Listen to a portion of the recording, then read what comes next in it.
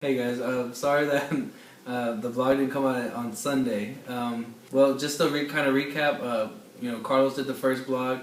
Rodney will be doing the next vlog coming up for this week. It's my turn, and so I'm supposed to start from chapter 8, going through chapter 14 of Genesis. We're going to go through and really what I'm going to hit this time for the vlog is basically some things I thought were a little strange or peculiar. One of the things I saw that was just... I guess I knew of Noah being upset when he came out of his tent when, Ham had saw him naked. When I read it this time, it was kind of more of just like, you see Noah and he ends up cursing Canaan, the son of Ham, rather than cursing Ham, who actually saw him naked after he had sinned and he was naked in his tent and he told his brothers. And then, being Noah, if I were in his shoes, I'd be upset at Ham and not curse Canaan, so I didn't know what to think of that. And so I was discussing with Carlos one time, and then earlier this week, and so one of the things he said, and it just made so much sense, having Ham, see his father, he brought a lot of shame to Noah. By Noah cursing Canaan, I'm cursing Canaan so he can bring shame to you as his father, the way you brought shame to me. It'd be like, just the way this is how you made me feel, so now you're going to be shamed by your son. One of the other things, transitioning from Noah to Abram in Babel, you have these people becoming one people and nation. They're like, let us build a city with the Tower of Babel, and let's make a city, and let's make a name of ourselves. And I thought it was funny because God saw that and he was like, no, we're not going to have that. Let's go ahead. We're going to split you guys up. Let's go ahead and you come over here to your corner. You come over here and let's just split y'all up. This isn't going to work. The very next chapter, he ends up going and finding Abram and saying, hey, Abram, come with me. I'm going to make a nation for you.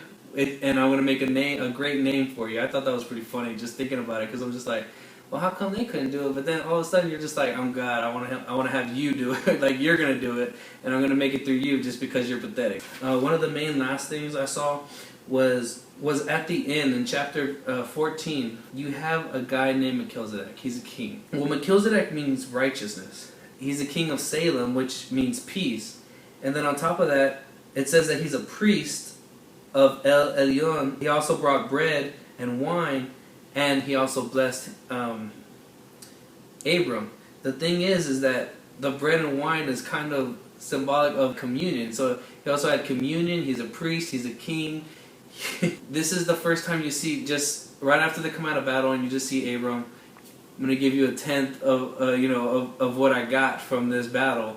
And then right after, you have the king of Sodom come in, and then he's like, here, take whatever you want, Abram. And Abram's like, no, because I don't want you ruling over me and saying that you made me rich. But no, like, that's God. And so I'm not going to take anything from you, but my people can, and they can take whatever they want, their little spoils. Yet he has this king over him because he's paying him homage. It's a little weird. There's one more added bonus. Me and Carlos were talking over the week. His question was, why doesn't Abram get punished for lying and giving